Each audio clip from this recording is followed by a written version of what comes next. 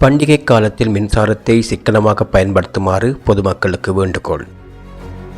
போதிய உலகளாவிய எரிசக்தி நெருக்கடி மற்றும் உள்நாட்டு தேவைகளை கருத்தில் கொண்டு எதிர்வரும் புத்தாண்டு பண்டிகை காலத்தில் மின்சாரத்தை மிகவும் பொறுப்புடன் பயன்படுத்துமாறு இலங்கை நிலையான ஆற்றல் அதிகார சபையின் தலைவர் பேராசிரியர் DMWJ பண்டார பொதுமக்களை கேட்டுக்கொண்டுள்ளார்.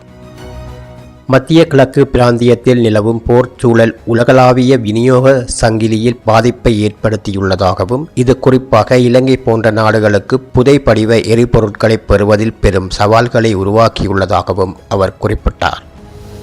கடந்த காலங்களில் மின்சாரத்தை சேமிக்க பொதுமக்கள் வழங்கிய ஒத்துழைப்புக்கு நன்றிகளை தெரிவித்த அவர் இந்த புத்தாண்டு காலத்திலும் அதே போன்றதொரு பொறுப்புணர்வுடன் செயற்படுமாறு வேண்டுகோள் விடுத்தார். மின்சாரத்தை சிக்கனமாக பயன்படுத்துவதற்கான பல்வேறு நடைமுறை ஆலோசனைகளை வழங்கிய பேராசிரியர் குறிப்பாக இரவு 6 மணி முதல் 10 மணி வரையான காலப்பகுதியில் மின்சார தேவை மிக அதிகமாக இருப்பதால் அந்த நேரத்தில் தேவையற்ற மின் பயன்பாட்டை குறைப்பது அவசியம் என சுட்டிக்காட்டினார். புத்தாண்டுக்காக புதிய மின் சாதனங்களை வாங்கும் போது மின் திறன் மிக்க சாதனங்களை தேர்ந்தெடுப்பதன் அவசியத்தையும் அவர் வலியுறுத்தினார்.